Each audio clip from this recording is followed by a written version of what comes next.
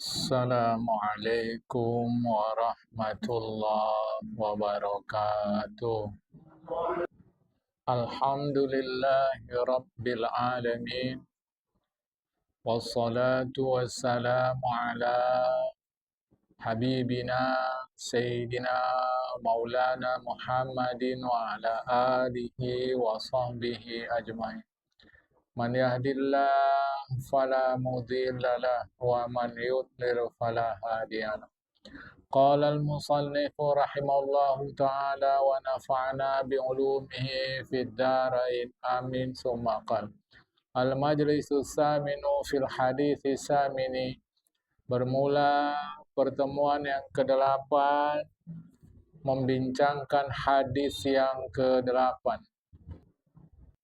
An Ibn Umar radhiyallahu anhuma anna Rasulullah sallallahu alaihi wasallam qala umirtu an uqatila an-nas hatta yashhadu an la ilaha illallah wa anna Muhammadar Rasulullah wa yuqimus salata wa yu'tuz zakata fa idza fa'alu dzalika 'asamu minni dimahum wa amwalahum illa bihaqqil islami wa hisabuhum 'ala Allah ta'ala. Rawahul Bukhari wa Muslim.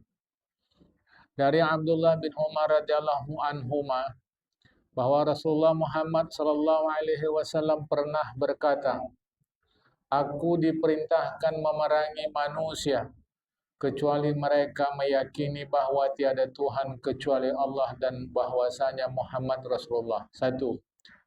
Kecuali yang kedua, wa yuqimus salata, mereka menegakkan salat. Kecuali yang ketiga, wa yu'tuz zakata, dan mereka mengeluarkan zakat. Apabila mereka melakukan itu semua yang tiga-tiga, tidak disebut haji, tidak disebut puasa, mereka terpeliharalah darah mereka dan harta mereka dari hukumanku, ya, kecuali memenuhi hak Islam. Apa yang dimaksud memenuhi hak Islam itu akan kita bincang. Takut saya waktu tak cukup nanti. Jadi misal kata mereka melakukan pencurian, mereka melakukan pelanggaran, kenalah hukum.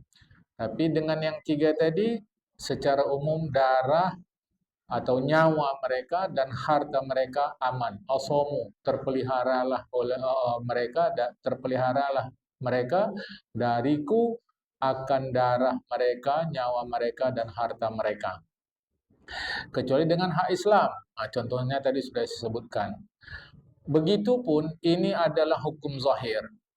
Secara zahir kita mesti mengetahui mereka bersyahadat, mereka salat, mereka zakat. Sementara macam mana perhitungan hati mereka di sisi Allah? Wa hisabuhum 'alallahi. Perhitungan terhadap mereka adalah di sisi Allah Ta'ala. Di dalam itu urusan dengan Allah. Hadis riwayat Imam Bukhari wa Muslim.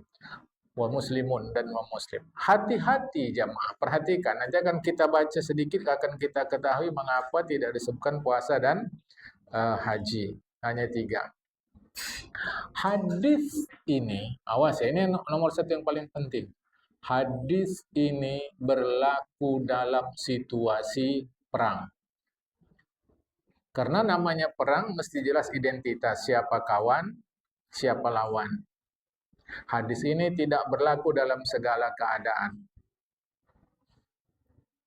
Kalau kita membaca sejarah, akhir waktu Rasulullah ada di Madinah, Rasulullah buat kesepakatan dengan orang kafir, Yahudi dan Nasrani. Rasulullah tidak perangi orang tuh supaya masuk Islam. Itu namanya piagam Madinah. Di situ ada Muslim, ada Yahudi, ada Nasrani. Jadi hadis ini tidak dipakai dalam situasi damai. Dalam situasi perang mesti jelas siapa kawan, siapa lawan. Ini harus difahamkan dengan benar ya. Jangan nanti hadis ini disalahgunakan. Asal orang kafir, perangi. Hadisnya ini. Tidak. Ya. I'lamu ikhwani wafaqanallahu iyyakum li ta'atihi. Ketahuilah wahai saudaraku, semoga Allah memberikan saya dan kalian semua taufik untuk taat kepadanya. Hadis ini adalah hadisun azimun, hadis yang luar biasa, yang azim, yang besar, yang agung, yang luhur, yang termasuk min qawaidid dini, tonggak-tonggak kaidah-kaidah agama. Perkataan Rasulullah dalam hadis itu umirtu. Umirtu. Ya, umirtu itu artinya aku diperintahkan. Allah Ta'ala memerintahkan aku. Karena bahwasanya tiada yang boleh memerintahkan Rasulullah kecuali hanya Allah Subhanahu wa Ta'ala. Dalam hadis itu ada perkataan uqatilan nas, memerangi manusia. Apa pengertian manusia? Apa pengertian manusia? Jamaah. Ai bi an uqatilan nasal muradu bihimul insu faqat. Ini nomor 1. An-nas, kan kita kenal juga ada surat An-nas. Apa yang dimaksud dengan manusia? Yang dimaksud dengan manusia adalah 1, ya manusia. Itu saja, al-insu. An-nas al-insu. 1. Sekalipun perkataan nas dalam bahasa Arab qad ya'umul jinnah bil haqiqati awil ghalabati. Dalam penggunaan bahasa Arab, kata-kata an-nas itu kadang-kadang mencakup juga jin. Awas ya. Kata-kata an-nas dalam bahasa Arab kadang-kadang mencakup jin bil haqiqati, sebenarnya awil ghalabati atau seumumnya. Jadi hati-hati ya jamaah, ini bahasa Arab, kita hadis itu bahasa Arab. Jadi umumnya memang kalau disebut an-nas adalah manusia. Kalau bahasa kita. Tapi kadang-kadang kata-kata an-nas itu mencakup dia kepada jin sebenarnya atau seumumnya. Islam yarid annahu qatalal jinnah wa in aslama ala yadihi jinnu nasibin. Karena tidak pernah ada hadis yang menjelaskan bahwa Rasulullah memerangi jin. Jadi walaupun kata-kata an-nas mencakup jin juga, tapi maksud an-nas dalam hadis ini hanya manusia. Karena tidak pernah ada hadis menceritakan Rasulullah memerangi jin. Sekalipun ada jin nasibin itu pernah masuk Islam di tangan Rasulullah. Nanti baca surat Al-Ahqaf. Di dalam surat Al-Ahqaf itu dijelaskan jin masuk Islam di tangan Rasulullah. Nanti diterangkan jin nasibin, kadang bacanya nasibain. Nasibin itu adalah nama kota yang berada di antara Irak dan Syria. Jamaah, ya. Ini harap difahamkan. Jin itu ada. Jin itu satu nama untuk yang nggak nampak, bahasa Arabnya. Makanya bayi di dalam kandungan disebut apa? Janin. Janin itu bahasa Arab. Janin, tertutup dia. Arti jin itu makhluk yang tertutup, dia tak nampak. Janin, jimnun yanun. Orang gila bahasa Arabnya majnun, karena akalnya tertutup. Taman atau kebun bahasa Arabnya kebunlah. Jannah, karena tertutup orang dari luar sebab banyak pepohonan yang rindang. Itu jin. Jadi makhluk itu karena tertutup dari penglihatan kita namanya jin. Jadi bukan nama makhluk itu jin. Karena dia tertutup, kita bilang oleh jin. Ya. Waka risalatuhu sallam amatan. Sedangkan risalah Rasulullah ini adalah amatan, umum, mencakup semua, meliput semua. Jadi risalah Rasulullah itu untuk manusia, untuk jin. Tapi tak ada pula penjelasan dari Rasulullah pernah memerangi jin. Sekalipun kata-kata an-nas dalam bahasa Arab kadang-kadang mencakup jin dan manusia dan jin, tetapi dalam hadis ini maksudnya adalah jin. Maksudnya adalah manusia. Ya, tapi kan kata-kata an-nas bisa maksudnya manusia dan jin sekaligus. Iya. Kadang-kadang begitu. Tapi hadis tidak pernah menceritakan Rasulullah memerangi jin. Maka kata-kata Anas dalam hadis yang ke-8 ini khusus, fakot saja. Maknanya adalah manusia. Sekalipun risalah Rasulullah untuk jin, untuk manusia. Manusia yang bagaimana yang diperangi ini? Qila, kata ulama pula, ini bahagian kedua dari kata-kata manusia itu, wal muradu minal insi abadatul awsani wa nahwuhum. Penyembah berhala dan yang seumpama mereka. Duna ahli kitabi, bukan ahli kitab. Nah, jadi siapa yang dimaksud manusia di dalam ayat ini? Atau dalam hadis ini, yang dimaksud manusia dalam hadis ini adalah pengabdi berhala. Dan yang seumpama mereka lah. Seumpama mereka pengabdi berhala itu siapa? Pengabdi pepohonan, pengabdi bintang gemintang, pengabdi hewan. Ada loh yang bertuhankan hewan, dan seterusnya. Duna ahli kitab, bukan ahli kitab, yaitu Yahudi dan Nasrani. Meskipun nanti di kalangan ulama terjadi perbedaan pendapat siapa yang dimaksud ahli kitab. Tetapi, ini kita ngaji ilmu benar-benar nih jamaah. Tetapi, Yahudi dan Nasrani disepakati mereka adalah ahli kitab. Arti ahli kitab pemilik kitab Taurat, Zabur. Yahudi dan Nasrani disepakati ahli kitab. Tetapi siapa ahli kitab? Ada khilaf ulama. Ada yang mengatakan hanya Yahudi dan Nasrani saja. Ada yang mengatakan asalkan ada kitabnya, maka mereka masuk ahli kitab. Itu khilafiyah. Namun untuk yang dua ini disepakati mereka ahli kitab. Mereka tidak diperangi, kata sebahagian ulama. Mengapa? Lisuqutil qitali anhum, karena gugur perintah memerangi mereka biqabulil jizyati, sebab menerima pajak kepala. Nah, ya, pajak kepala. Artinya, yang non-muslim berada hidup tenang di wilayah pemerintahan Islam, mereka bayar pajak. Jadi, tapi mereka tak wajib perang. Jadi kalau orang Islam berperang melawan musuh yang merongrong negara, mereka tak wajib perang. So, mereka sudah bayar pajak. Nah, jadi kalau yang bilang Islam nggak ada pajaknya, jizyah itu apa? Pajak.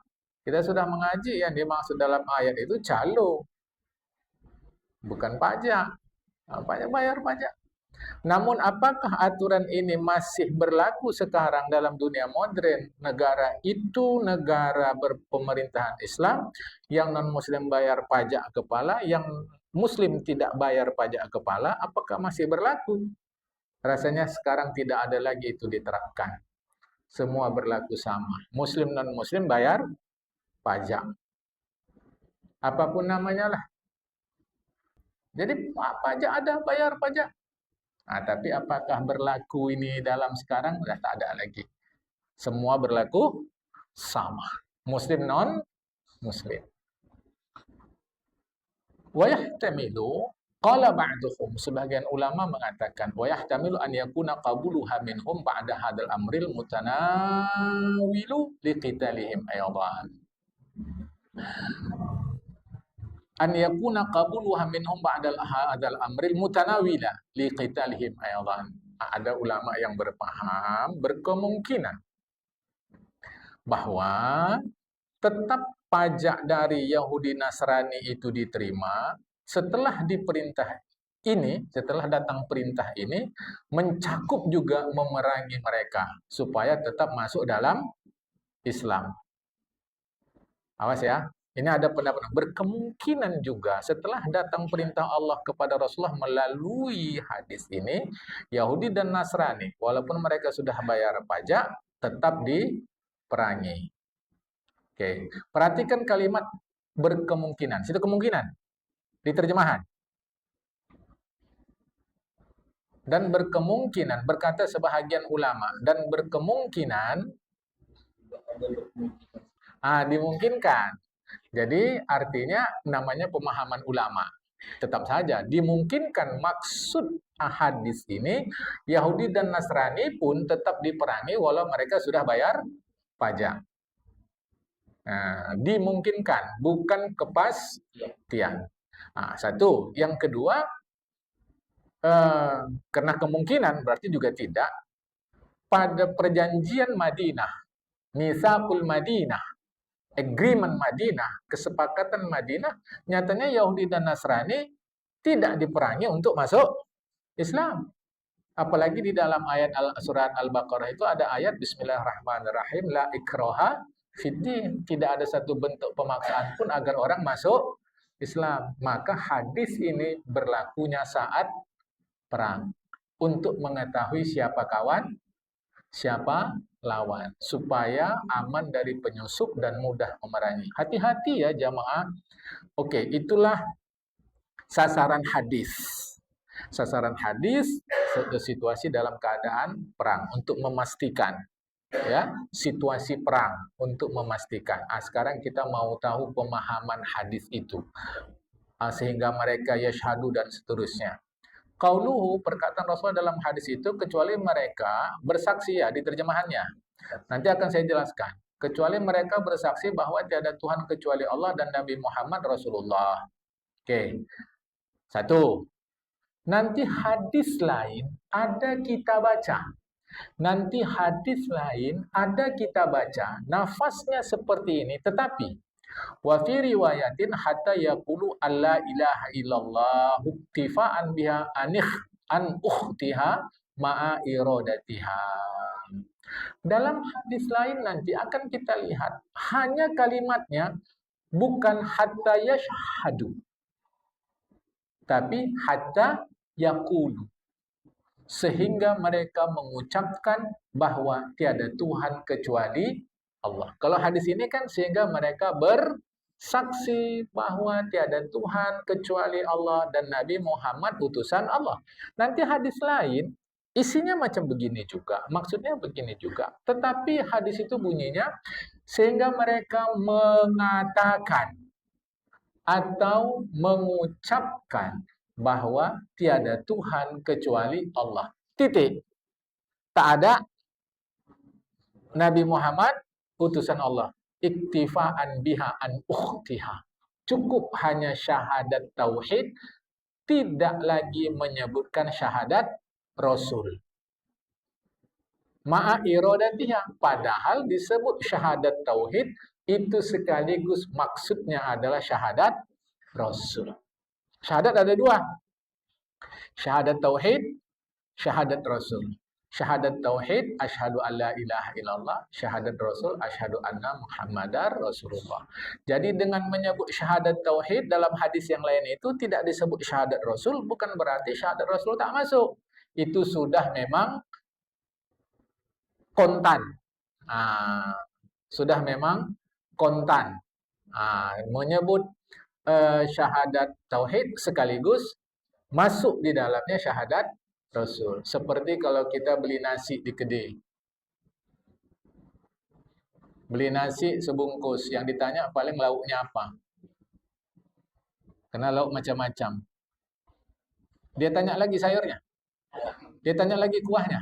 Udah sekaligus. Macam kita kalau ditanya orang, mau kemana bang? Oh, keluarlah kerja cari makan. Minumnya? Nggak cari. Jadi kalau cari makan aja, cari minum nggak? Nah itu sudah apa? Sekaligus. Nah nanti dalam hadis lain disebutkan sehingga mereka mengucapkan la ilaha illallah saja. Padahal masuk yang lain. Ya. Hatta yu'minu bi anallahu wahidun la syarikalah wa anna Muhammadar Rasulullah. Sehingga mereka mengimani bahwa Allah Ta'ala satu tunggal, esa, tiada sekutu baginya, dan bahwa Nabi Muhammad utusannya. Allah itu satu apa esa? Bukan satu. Kenapa? Kalau esa? Ya, enggak. Esa bukan bilangan. Enggak apa-apa. Satu bilangan. Kalau esa bukan bilangan. Jadi apa? Kan? Nah itu. Nggak boleh bilang Allah satu. Karena kalau satu bilangan. Nah, kalau esa boleh. Jadi esa, dwi, tri, catur bukan bilangan. Bilangan. Jadi bilang Allah siji, Allah syah. Baca aja kan syah dua leh pun. Nah, boleh Allah sadang, Allah tunggal, Allah wan, cie, sama saja. Tapi kita tak boleh bilang esa. Kenapa? Tak boleh bilang satu. Kenapa? Karena kalau satu bisa dua. Esa tak bisa. Esa, dui, tri, catur. Itu apa? Windu seterusnya itu apa? Nah, jadi tak ada masalah mau bilang cie, siji, sada, sa, wan, apa lagi? Boleh saja, tak ada masalah. Kan? Ya. Nah, jadi kecuali mereka beriman kepada Allah yang satu, yang tunggal, yang esa, tiada sekutu baginya dan Muhammad utusannya. Nah, kita menerjemahkan asyhadu alla ilaha illallah bahwa aku bersaksi tiada Tuhan kecuali Allah. Tak salah, karena itu arti literally-nya. Awas ya, ini kita ngaji betul. Jangan pemahaman ini keliru.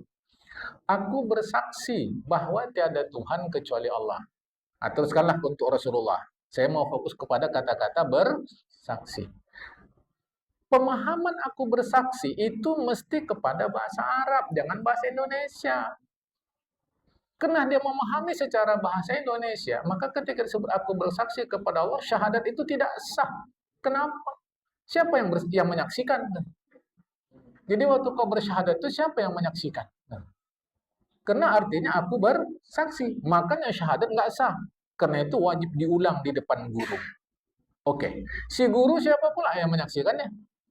Malaikat, katanya. Nggak percaya Jawa.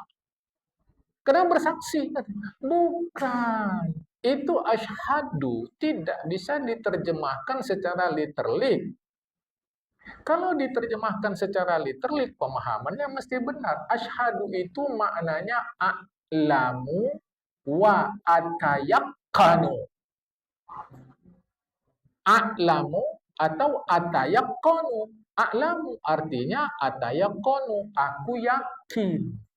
Sehingga asyhadu itu terjemahan yang tepat secara makna, bukan secara terjemahan langsung adalah aku yakin bahwa tiada Tuhan kecuali Allah.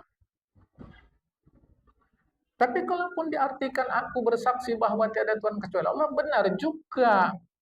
Yang salah pemahamannya. Mesti ada saksinya, katanya. Ini repot. Inilah bahayanya bahasa Arab. Baik, itu satu. Kalau tak ada paham kita, inilah bahayanya nih. Nah, ilmu agak-agak nih. Karena tak ada dasarnya. Itu kalau kita mengaji kitab Arab Melayu bab syahadat. Nah, masalah kita ngaji kitab Arab Melayu sifat 20 nih sampai sifat ke-7 kenceng pengajian. Sama ada gurunya yang enceng atau jamaahnya yang enceng. Sampai sifat ke-8 berhenti pengajian, pakai guru baru lagi, ulang dari awal lagi. Sampai sifat 12 lah, alhamdulillah. Habis itu ganti pengurus, pengurusnya nggak suka sama ustadznya, enceng lagi. Maka nggak ke ujung-ujung kita. Karena di ujung itu ketika membahas kalimat syahadat. Asyhadu makna a'lamu atau atayaqqanu. Nah, tiada Tuhan kecuali Allah. Perhatikan betul-betul nih ngaji kita nih jamaah. Tiada Tuhan kecuali Allah. Paham yang ku bilang nih? Nanti ku bilang berulang-ulang, pikiran kita kedurian juga nanti nih. Musim durian nih, sudah mulai. Udah mulai. Jangan bilang belum-belum. Belum banyak. Tiada Tuhan kecuali Allah. Paham nih? Aku tak pakai bahasa Arabnya lah. Itu ada nih kaji nafi isbat. Kita tak ke sana. Buang tiada, buang kecuali. Tuhan artinya apa? Tuhan adalah Allah, Allah adalah Tuhan. Tahu-tahu ada ngajinya. Kalau Allah pasti Tuhan, Tuhan belum tentu Allah. Murtad tak? Murtad tidak? Murtad. Karena berarti Tuhan ada lebih dari satu. Liberal ngajinya, ada liberal nih, ada bahaya nih, bahaya. Rusak pikiran awak, sudah rusak. Makanya apa masalahnya kalau kita sebut di dalam nama Tuhan, mudah-mudahan hidupmu diberkati. Mak Kristen, Kristen kawan ya. Apa gak Kristen? Di dalam nama Tuhan. Berarti di dalam nama Allah. Sebab Tuhan, Allah, Tuhan. Tahu-tahu ada pemahaman kalau Allah pasti Tuhan. Kalau Tuhan belum tentu Allah. Katanya. Di pebodohnya lagi awak. Ustadz tadi. Coba sebut Allah banyak-banyak. Kan Allah tetap. Nah, kalau Tuhan jadi hantu. Nah, jadi bodoh otak itu jadi bodoh. Kesudahan kita takut menyebut Tuhan. Padahal Bilal tidak menyebut Allah ketika dadanya ditindih oleh batu besar itu diterik matahari. Tidak menyebut Allah. Yang disebut Ahad. Ahad. Berarti iman Bilal tak betul. Ahad.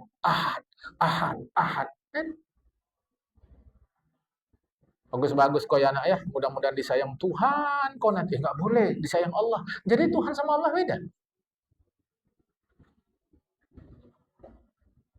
Ngeri ngajinya. Udah Sabtu depan tahu sawak ngaji lagi sama dia.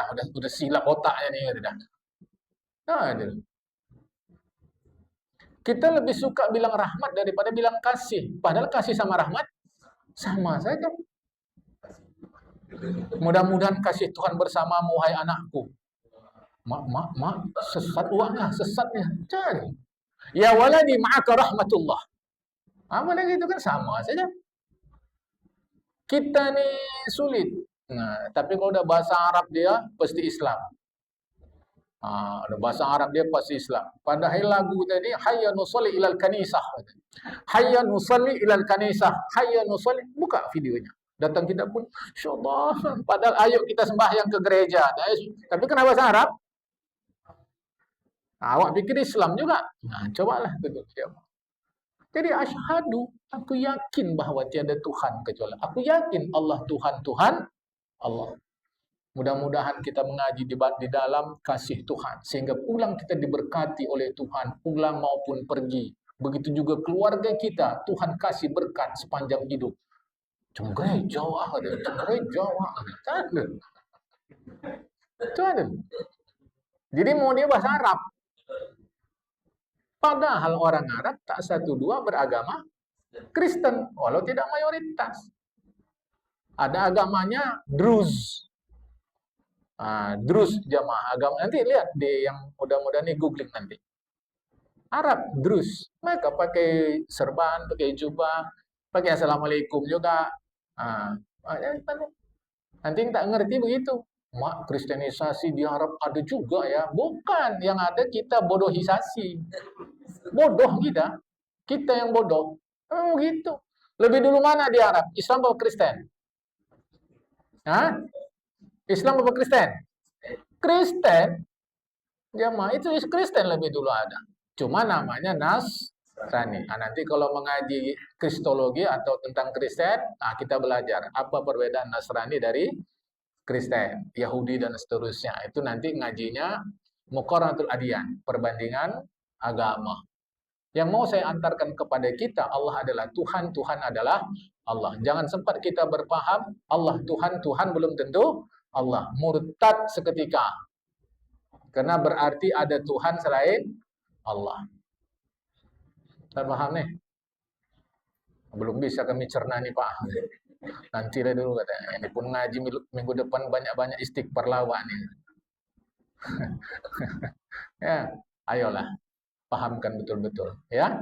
Adapun di dalam hadis itu perkataan Rasulullah mereka menegakkan sholat dan mereka mendatangkan atau membayar zakat bisyurutihim wa arkanihima dengan memenuhi syarat dan rukun. Kama marra sebagaimana kita pernah bincang di hadis yang sebelumnya. Walam yadhkuru fi hadzal hadis shauma wal hajja. Tidak ada disebut kata dalam hadis ini puasa dan haji. Apa hikmah? imma likaunihima lam yughrada idzaka. Boleh jadi keadaan keduanya puasa dan zakat saat itu tidak ditujukan ketika itu. Salah saya. Lam yufrada, lam yufrada. Ya, imma likaunihima lam yufrada idzaka. Ada kalanya berkemungkinan keadaan haji dan puasa saat itu belum difardukan. Wa imma likaunihima lam yuqatal ala tarkihima. Boleh jadi pula, mengapa tidak disebutkan haji dan puasa dalam hadis itu? Karena yang meninggalkannya tidak diperangi. Mengapa tidak diperangi? Ditinjau dari segi bahwa orang yang tidak puasa ditahan, dilarang makan minum. Ada hukum begitu. Apalagi pelaksanaan ibadah haji itu tak wajib segera. Ingat jamaah, dalam mazhab Imam Syafi'i, walaupun sudah ada harta kita cukup, pokoknya cukuplah untuk yang kita tinggalkan, untuk pergi, untuk cukup semua, keadaan pun aman. Di dalam mazhab Imam Syafi'i tidak wajib segera menunaikan ibadah haji. Sehingga kalau dia tunda tahun depan tak sampailah dia berdosa. Jadi mengapa tidak disebut haji dan puasa? Boleh jadi saat itu haji dan puasa belum diwajibkan. Atau kalau orang tak puasa, tidak diperangi, tapi ditahan, tak kasih makan, tak kasih minum. Orang tak haji, orang haji pula, kalau dia tidak mengerjakan haji macam mana? Karena haji tidak wajib segera. Sehingga walihada lam yadhkurhuma li Muadzin hina ba'athil Yaman. Karena itulah ketika Rasulullah mengutus Muaz ke negeri Yaman menjadi dai utusan, menjadi ustadz ke Yaman, Rasulullah tidak mengajarkan kepada Muaz haji dan puasa. Yang dibilang Rasulullah kepada Muaz, kasih tahu orang itu tiada Tuhan kecuali Allah, aku utusan Allah, sholat dan zakat. Boleh jadi begitu. Jadi ada banyak kemungkinan mengapa tidak disebutkan haji dan puasa. Satu, belum diwajibkan. Kedua, untuk puasa kalau tak puasa tidak diperangi, tapi tak dikasih makan, minum hanya ditahan saja dia. Kalau untuk haji pula, haji tak wajib segera. Begitu ya. Kata Rasulullah berikutnya, kalau mereka lakukan itu semua yang tiga tadi, bersyahadat, solat, berzakat, faqad asamu aymana wa haqqanu minni dima'ahum wa malahum.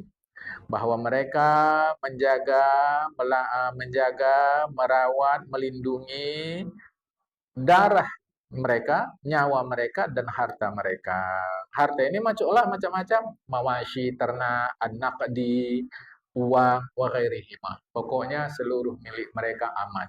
Inilah perang. Awas jamaah, perang itu kejam.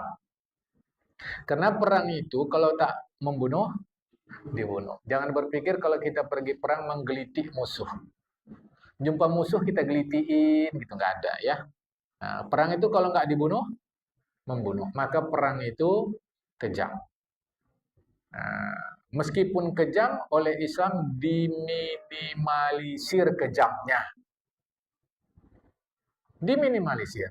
Orang tua-tua jangan dibunuh, kecuali mata-mata. Anak-anak jangan dibunuh, mata-mata lain hal. Perempuan-perempuan apalagi yang hamil jangan dibunuh. Orang yang sedang sembahyang di gereja. Itu perintah Rasulullah. Orang yang sembahyang di gereja, jangan dibunuh. Jelas tuh, kalau kalian melewati tempat-tempat masyarakat, karena kalian lewat itu tumbuhan mereka, tanaman mereka rusak, apakah tanaman hias, tanaman di rumah, apakah itu tanaman produksi seterusnya, ganti. Hewan ternak mereka ada kalau kalian rusak segala macam, menjadi cacat atau mati, kalian ambil untuk makan, ganti. Karena Rasulullah tahu perang itu kejam. Tapi kenapa perang juga? Situasi. Macam mana pun kita di sini aman ya, kalau ada orang mau menyerang masjid ini macam mana? Lawan enggak? Sabar aja, sabar. Itu bukan sabar, bacul. Lawanlah. Dilukai yang menyerang masjid. Dilukai tidak? Ya kalau dia tidak melukai, jangan. Tapi kalau dia ganas sekali, mau tak mau harus melukai. Macam kita pula ada polisi, telepon polisi, dan seterusnya. Biar polisi yang mengurusnya. Polisi itu untuk keamanan. Jadi kalau nampak kita macam kejam polisi, memang itulah protap polisi. Masa polisi macam ustaz? Mana ada itu? Jamaah, ya. Walaupun di polisi itu ada bintal kan, bina mental kan, jamaah. Tapi begitu. Jadi maksud saya mau menjelaskan hadis ini. Kalau mereka penuhi yang tiga itu, syahadat, sholat, zakat, nyawa mereka, harta mereka aman. Karena dengan begitu terpilahlah sudah mana lawan, mana kawan. Dan ini dalam situasi perang. Situasi, bukan ketika. Karena kan perang itu ada juga gencatan senjatanya. Kan ada juga, tapi itu dalam situasi perang. Kecuali dengan hak Islam. Mau tak aman juga lah darah mereka, nyawa mereka, harta mereka. Apa contohnya? Kisos terhadap pembunuhan. Berlaku. Zina. Ya. Lakinil qatilu wazani la yubahu maluhuma. Tetapi yang pembunuh atau yang berzina dalam Islam, harta mereka tidak boleh disita oleh negara. Kalau mereka memang membunuh, ketetapannya sudah tetap, sudah inkrah. Hukum tadi tidak lagi ada peninjauan kembali dan seterusnya. Keluarga yang dibunuh pun tidak memaafkan, maka berlakulah hukum bunuh. Tapi hartanya tidak diganggu-gugat oleh negara. Pezina pun begitu. Kalau memang betul-betul berzina, ditegakkan hukum. Karena zinanya ada yang mati, ada yang tidak. Orang berzina kalau ditegakkan hukum ini, ada yang dia dihukum mati, ada yang tidak. Oke lah, itu panjang ceritanya dalam fikih jinayat. Yang dihukum mati tapi hartanya aman, ya. Bi khilafil kafiri fakana ja'ala tariqit taghlibi. Berbeda halnya orang kafir. Sebab dia di dalam sistem negara Islam, maka harta dia menjadi milik negara. Kalau kafirnya tunggal. Nah, kalau ada anak istrinya bagaimana? Tentu itu juga diurus oleh negara. Ini teorinya. Fakana ja'ala tariqit taghlib. Maka hadis itu datang. Maka hadis yang di atas yang kita bincang ini tariqit taghlib secara umum. Secara umum. Secara umum, kalau ada tiga tadi, syahadat, salat, zakat, aman. Secara umum. Tapi aturan-aturan khususnya, nanti ada ketentuan-ketentuannya dalam agama kita. Tetapi saat ini, teori-teori ini harus disesuaikan. Ya, harus disesuaikan. Wa hisabu 'ala Allah Ta'ala. Adapun penghitungan di dalam benak mereka, di dalam jiwa mereka, itu kepada Allah kita serahkan. Ai amru sarairihim ilaihim wa amma nahnu fanu'amiluhum bi muqtada zahiri aqli mu'afalihim. Itu urusan jiwa mereka itu kepada Allah. Misal kata, ini kan tak satu dua kejadian si muslimah bersyahadat karena mau kawin. Ya, ada gitu. Si perempuan jadi muslimah karena mau kawin. Yang laki-laki jadi muslim karena mau kawin. Kan ada begitu. Ya kan? Mu'alaf dia kan? Karena mau kawin. Cantik perempuan nih. Kata si laki-laki non-muslim tadi, Islam dia. Ganteng si laki-laki nih. Kata si perempuan non-muslim, Islam dia. Cemana hati? Hisabuhum 'ala Allah. Mengurus hati mereka itu urusan Allah. Fanu'amiluhum bimuqtada zahiri aqwalihim wa falihim. Maka kita bergaul dengan mereka sesuai dengan kehendak zahir ucapan dan perbuatan mereka. Jadi tak boleh kita bilang, alah ini kafir-kafir nih, menggetek aja karena mau nikah aja ini pakai Islam dia nih. Tak boleh. Apa Islam kita dah betul kan? Tak boleh. Itu buktinya itu. 3 bulan kawin. Dah kafir balik dia. Yang sekarang. Kan sekarang dia kabur setelah 3 bulan. Selama dia masih sampai sekarang kan kita tak tahu. Hati-hati nih jemaah. Meskipun tak satu dua, kadang-kadang orang masuk Islam itu untuk niat yang tak betul. Ada satu dua masuk Islam untuk niat yang tak betul. Contohnya Abdul Ghaffar. Nama dia Senap Hergronya. Tahu? Nah, jadi kita hanya mengurus yang zahir, yang di dalam kita tak tahu. Itu urusan Allah Subhanahu wa taala. Begitu ya, jangan salah-salah ngajinya. Berapa banyak orang yang durhaka secara zahir tapi taat secara batin? Maka bersesuaianlah dia di sisi Allah menjadi orang yang baik. Dan berapa banyak juga sebaliknya, zahirnya taat, batinnya maksiat.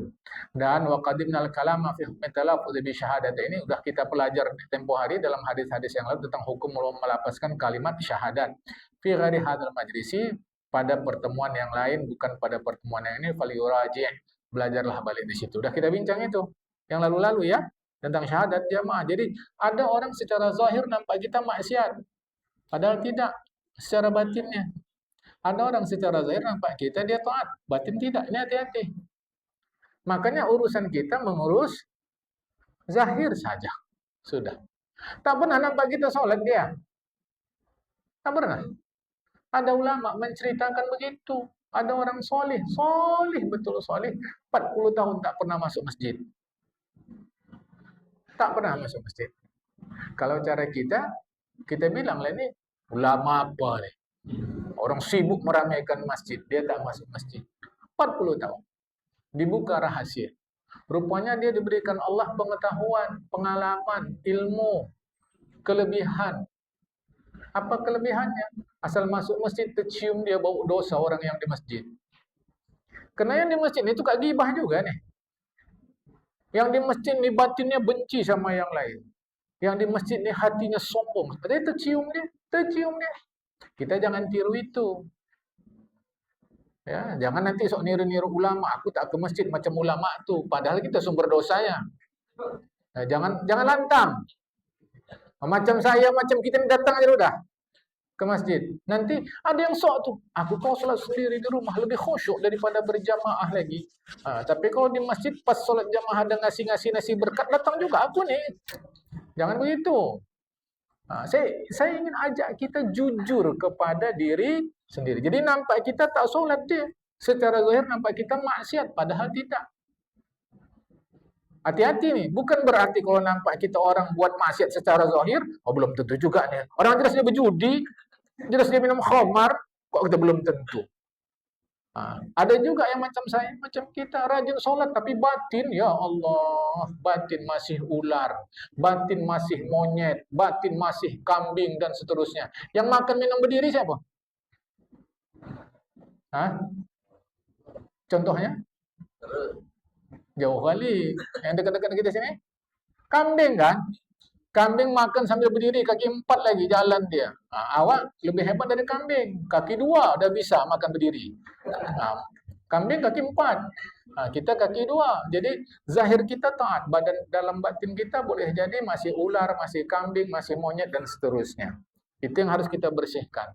Tapi jangan penutup ngaji ini kita buat paham nanti nampak kita orang berjudi, belum tentu juga tuh. Tidak, dia tetap berjudi. Maksud kalimat yang akhir ini adalah jangan mudah-mudah menghukum orang. Itu maksudnya. Tapi kalau nampak kita secara zahir dia berjudi, ya berjudilah pula. Minum khamar, ya minum khamar lah dia pula. Kan? Misal kata macam sekarang mengkonsumsi benda-benda yang haram, ya tetaplah kita bilang. Masa nampak kita minum khamar belum tentu, entah itu air zam-zamnya itu. Tak bisa. Tak bisa. Yang diajak dalam sepotong kalimat akhir ini, jangan mudah-mudah menghukum orang. Kalau toh jelas salah, tetap kita bilang salah tanpa ada merendahkan, menghina Yang ada adalah dua. Ambil pelajaran dari kejahatan, kesalahan, kekeliruan, kenakalan dia. Yang kedua, perbaguskan diri kita. Karena kita ini selama masih bernama manusia, selamanya masih mungkin berbuat salah. Itu. Saya tak ingin kita salah paham ngaji ini. Akan datang ngaji kita penjelasan dari Syekh Ibnu Hajar Al-Asqalani akan datang ya. Sore ini sampai sini. Assalamualaikum warahmatullahi wabarakatuh.